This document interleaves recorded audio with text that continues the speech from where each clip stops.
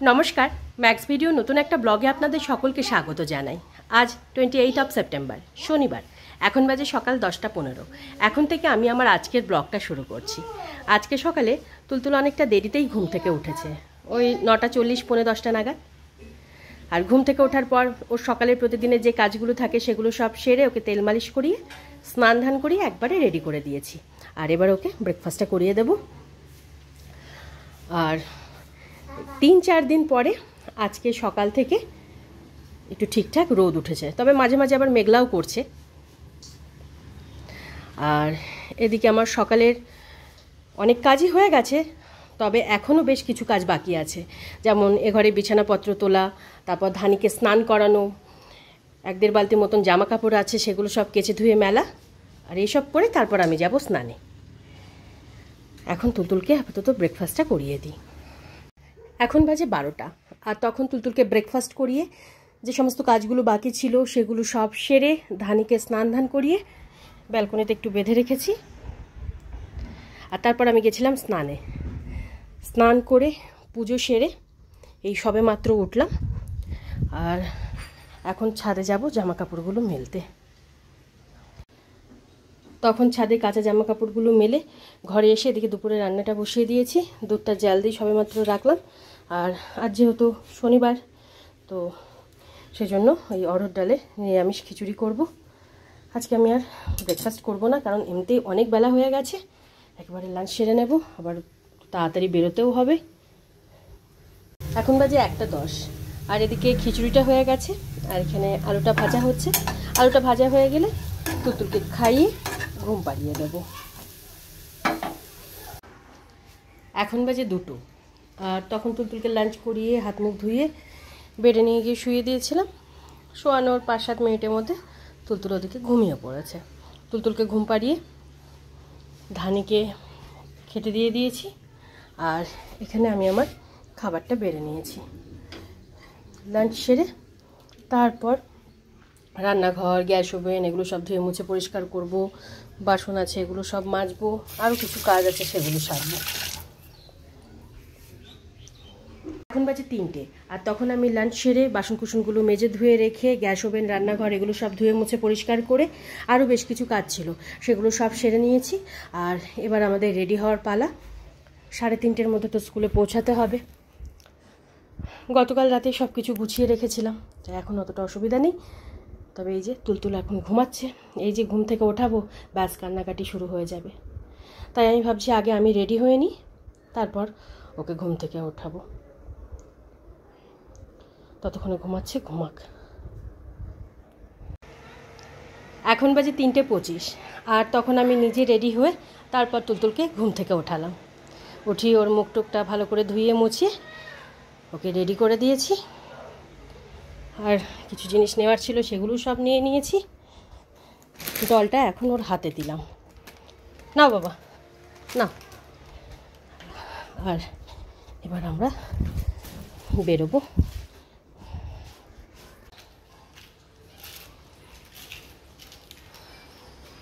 তোমারও স্টোরেজ বেড়েছে।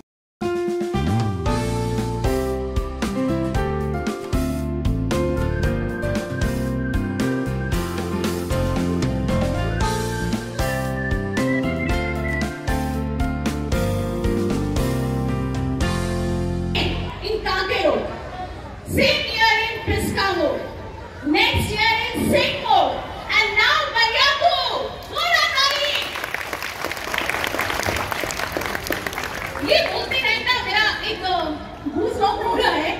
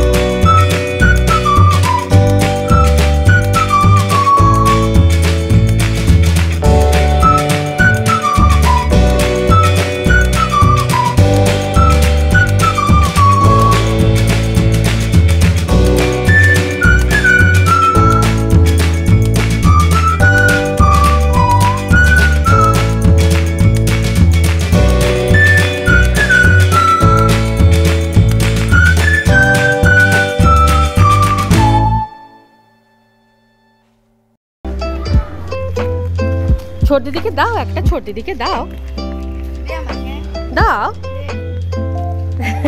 দাও একটা ছোট দিদিকে দাও। বলো বাড়ি চলো, তারপর দেবো। চল আয় বাবা। গুড ইভিনিং, এখন বাজে 7:50 আর তুলতুলের স্কুল অ্যানুয়াল ফাংশন ওই 6:30 পৌনে 7 নাগাদ শেষ হলো। আর তারপর আমরা বাড়ি ফিরলাম। বাড়ি ফিরতে ফিরতে আমাদের 7:10-15 মতন বেজে গেছিলো। বাড়ি ফিরে দুজনেই হাত মুখ ধুয়ে ড্রেসটা চেঞ্জ করে একটু বসলাম। তারপর আমি সন্ধে টন্ধে দিয়ে তুলতুলের জন্য দুধটুকু গরম করে ঠান্ডা করতে দিলাম। আর এবার ওকে দুধটুকু খাইয়ে দেব। আমরা 3:30-র মধ্যে আজকে স্কুলে পৌঁছে গেছিলাম। রিপোর্টিং টাইম 3:30 ছিল। তো ফাংশান শুরু হলো ওই 4:15-20 নাগাদ। মানে আরও মানে ব্রাঞ্চ স্কুল ছিল, তো ব্রাঞ্চ থেকে আসতে বাচ্চাদের একটু দেরি হয়ে গেছিলো, তারপর শুরু হলো। তো 2-2.5 ঘন্টা কীভাবে যে কেটে গেল বুঝতেই পারলাম না। অনুষ্ঠানটা খুব সুন্দর হয়েছে, ছোট ছোট বাচ্চারা খুব সুন্দর করেছে, মানে নিজেদের মতন। কেউ এদিকে দৌড়াচ্ছে, কেউ ওদিকে দৌড়াচ্ছে, কেউ স্টেপ ভুলে গেছে, গিয়ে নিজের স্টেপেই মানে নিজের যেটা মনে হলো সেটা করে দিল, নিজের যেটা বলতে ইচ্ছা করলো সেটা বলছে। খুব ভালো লাগলো। চলো মা, এবার দুধটুকু খেয়ে নেবে, চলো না কি, চলো। এখন বাজে 9:40 আর তখন তুলতুলকে দুধটুকু খাইয়ে কিছুক্ষণ ওর সাথে খেলা করলাম। আর তারপরে তুলতুলে বড় মা আসলো। তো বড় মার সাথে বসে বসে ওই 10-15 মিনিট মতন একটু গল্প করলাম। তুলতুলে বড় মা আজকে ওই 10-15 মিনিট মতোই বসেছিলেন। তো তুলতুলে বড় মা চলে যাওয়ার পর আমি এক্সারসাইজ শুরু করলাম। আজকে এক্সারসাইজটা অনেকটা দেরিতেই শুরু করেছিলাম, প্রায় ওই 9:45 নাগাদ। এক্সারসাইজ সেরে এই 5-7 মিনিট আগেই উঠলাম। এখন একটু বসেছি, এবার যাব তুলতুল আর ধানির জন্য রুটি করতে। তারপর ওদিকে অনেক কাজ পড়ে আছে, সেই কাজগুলো সারবো। কি মানে হাত দেয় না, এবার খেতে হবে মা। হ্যাঁ মা, দুধটা একটু গরম করে।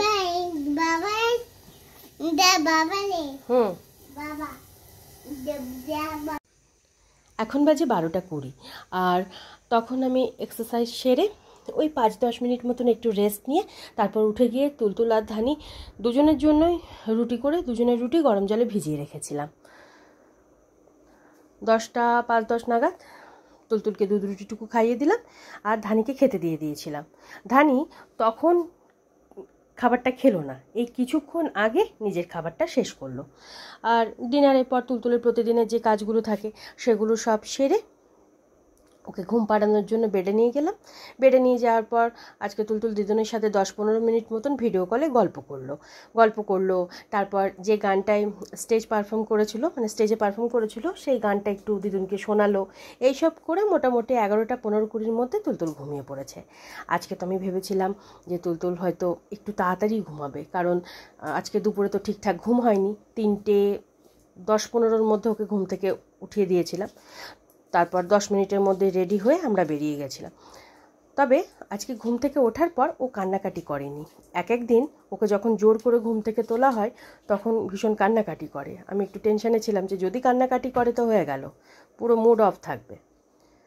আর তারপর আবার সকালবেলা স্কুল থেকে মেসেজ পাঠিয়েছিল যে কার, স্কুটি, বাইক এগুলো স্কুলের সামনে রাখা যাবে না, রোডে রাখা যাবে না, আর স্কুলের বাউন্ডারিতেও রাখা যাবে না, নিজের দায়িত্বে এগুলো রাখতে হবে।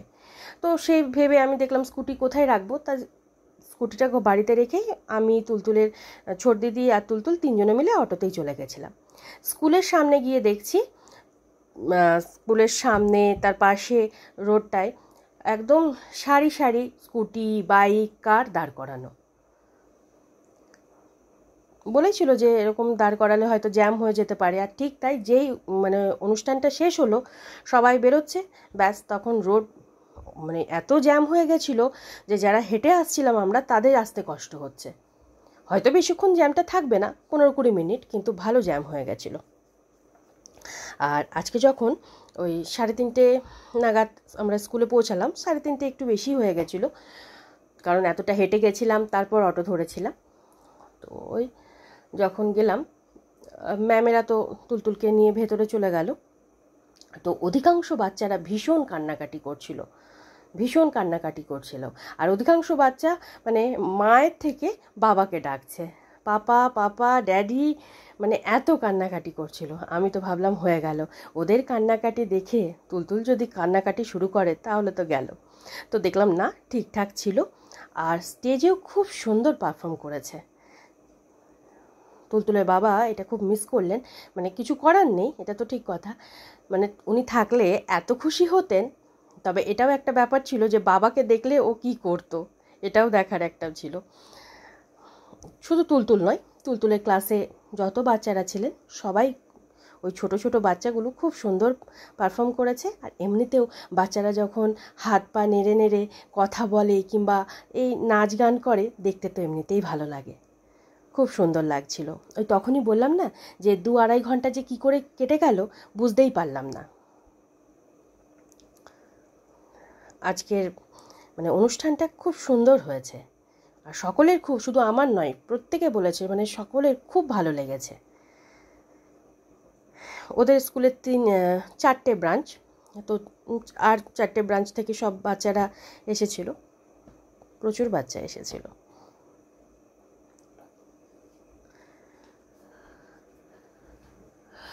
যাই হোক, এবার আমি আমার রাতের প্রতিদিনের যে কাজকর্মগুলো থাকে সেগুলো সব সারবো। আমার হেল্পিং হ্যান্ড দিদি ওই 8টা সাড়ে 8টার দিকে ফোন করেছিল, আগামীকালকে সকালে কাজে আসবে, এইটুকু তো বলেছে, দেখা যাক। তাই আজকের ব্লগটা আমি এ পর্যন্তই রাখছি, আজকের ব্লগটা আমি এখানেই শেষ করছি।